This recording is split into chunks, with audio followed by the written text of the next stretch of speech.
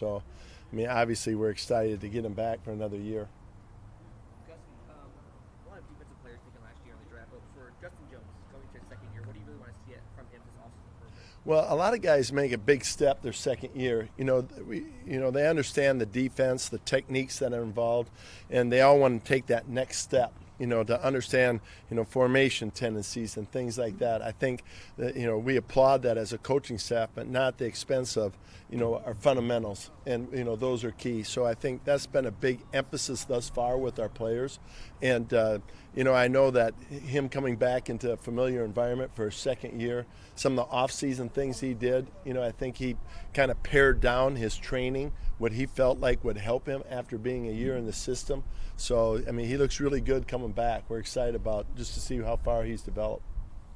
And Trevor, obviously, he dealt with the injury last year. To get him back healthy, what does it mean to have a healthy Trevor Williams? Well, I mean, he's another guy that very competitive, and I think that was a big strain on him. Anytime you're not completely healthy, then there's some uncertainty what you have to do.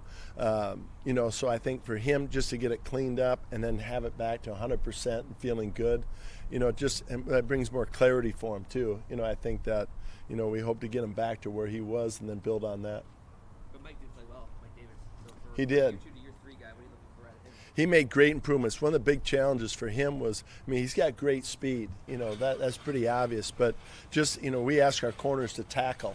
And that was a big emphasis for him. And I know, to give him credit, that, he put together a tape of just his tackling and would go to coaches and have them, talk to him about, how do I improve as a tackler. So there's one thing that want to tackle him, but a willing tackler or a willing guy that wants to get better, to make his game even more well-rounded, it's a credit to him. And he did improve greatly in that area. Do expectations change for him this season, considering how he kind of emerged last season? Well, I think to continue those areas, but then also, as a corner, just to make more plays on the ball. Your ball skills to go up for the ball, make big plays once they're an opportunity they're throwing at you. Not just to get a PBU or breakup, but then turn those opportunities into takeaways. Yes, yesterday, Tom Telesco was talking about versatility, especially DBs. You obviously have a lot of guys who Right. put in the box. How he said part of the way that reason that works is your flexibility, having welcoming guys like that. Is that something you've always believed in, or is it just something more emphasized? Well, I think it starts off with trying to utilize guys' skill sets, and that's what this time of the year is, just to see him move. And then once you do that, you kind of put in picture, plan A, plan B, plan C for situations that come up throughout the year. So I give a lot of credit to the position coaches. Richard Smith, for example, the linebackers play all three positions. And that was a little bit new to me. It was more like, hey, let's lock them into one position, let them get good at that. But it ended up paying off for us because we had to move some guys around. So a lot of that credit goes to position coaches, creating some flexibility and really at this stage training them that way so that if an opportunity presents itself and all of a sudden week 10 we're going in and making a change, at least they've done it before. So, it's good that aspect wise. But yeah, I think, we've got some guys that allow that to happen too. Gus, more on Joey. I guess what makes him stand out, become such a dominant edge rusher in the NFL? Well, I think, one of the things with Joey is he is very internally driven. So he knows what it looks like and how it should look like, and he won't accept anything less. So that type of a mindset, to have that in practice and in meetings and on the field every day, just elevates his play. And I think that's a great message for all of our guys. So he has that. And then the skill set. I mean, he has the length and the speed. If you talked about a defensive end or a Leo-type rusher, normally you don't say with his stature because guys don't have the speed or the bend. But he's unique, his skill set and his body type. And how he's developed that. So he came in with a lot of good skills, but I think he's refined them along with Coach Giff, to elevate his play. So he's just really consistent, internally driven guy. You say he's a special player. There's another Bosa coming out in this draft. From what you've seen on film, what are some of the similarities between both Bosa brothers? Well, it's hard. I don't know if to compare them or, to get into that. I know Nick's a really good player. And just in conversations with Joey would say, yes, he's better than me, but that's his brother saying it too. So, if he's putting him in that category, he's obviously a really good player. Coach, come Thursday night, we picked 28. There was just watching like you and wondering how they fall off. Well, I mean, everything changes. Look at last year, for example. I don't think any of us in our room anticipated that Derwin would drop that far and give us that opportunity.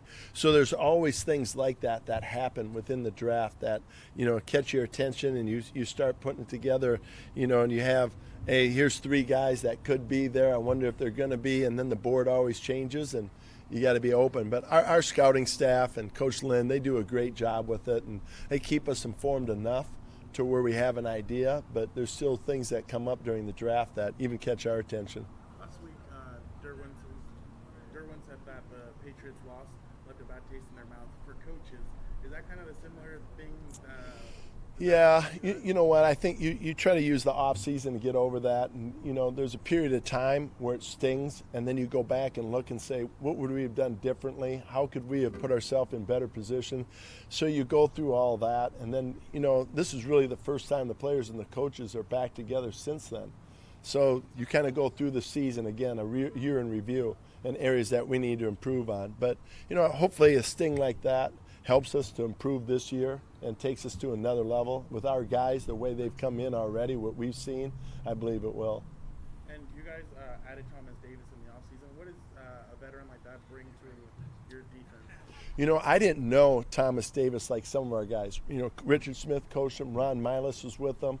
So Chris Harris played with them. So these guys, when he was available, came in and just talked off the charts about him, not only as a player but as a person and what he brings. And I can tell you this, in the short time he's been here, he's already had an impact on our guys. Guys are gravitating towards him. He has no problem. He walks into this building immediately and is one of our strongest leaders. So he's done a great job, and I think we're all grateful that he's here. Because we've asked all the players about the Patriots loss.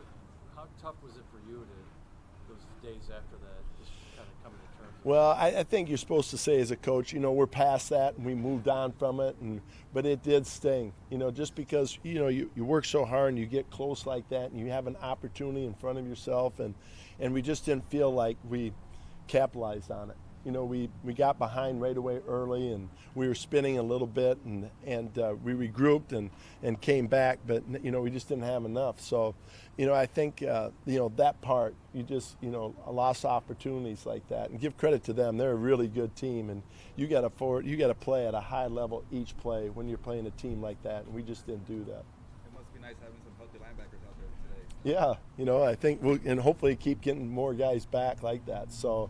Yeah, I think everybody's energized and ready to get this opportunity going, and it'll be a fun once we get the OTAs. But we have this phase right now that we're working on, and you can see, guys. This group is unique. I've said that there's a lot of good guys, a lot of good players in the NFL, but how this group really cares, really, and pulls for one another. That part of it's a little bit unique, and they picked up right where they left off. Okay, thank you.